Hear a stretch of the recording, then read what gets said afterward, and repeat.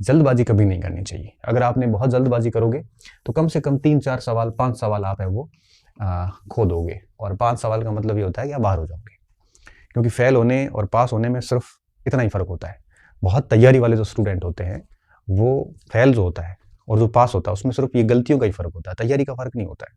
दोनों की तैयारी लगभग समान होती है, दोनों के पास में ज्ञान भी लगभग समान होता है। फ़र्क ये होता है कि एक बच्चे ने बड़ा सावधानीपूर्वक तरीके से पेपर किया और एक ने थोड़ी जल्दबाजियाँ दिखा दी।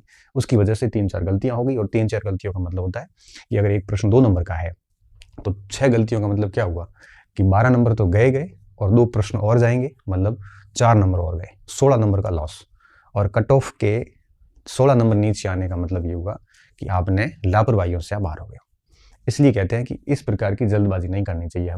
हमें प्रश्न को ठीक से पढ़ना चाहिए, और प्रश्न को ठीक पढ़ने के बाद फिर ऑप्शन पे आना चाहिए। फिर ऑप्शन के अंदर जैसे ABCD 4 ऑप्शन दिए हुए हैं और E 5वां ऑप्शन।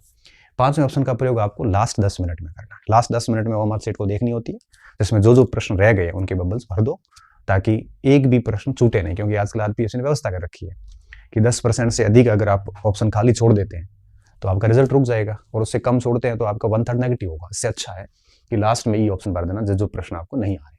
अब इनमें से भी बच्चे क्या करते हैं, जैसे उसको आ रहा तो सीधा B कर दिया। सीधा B करने की बजाय मुझे लगता है कि बहुत कॉन्फिडेंट हो ना B को लेके तो कर दो। बाकी जनरली ये करना चाहिए भाई ये हो नहीं सकता, ये है नहीं, ये नहीं है, यही बच गया।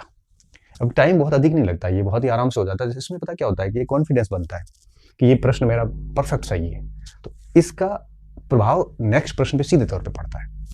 इसलिए परीक्षा में जल्दबाजी ये बच्चे बड़ी संख्या में करते हैं।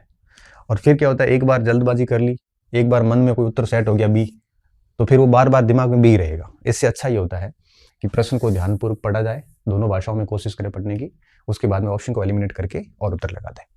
बस इतना काम करना होता है। ये सबसे बड़ी गलती हम यहाँ पे करते हैं।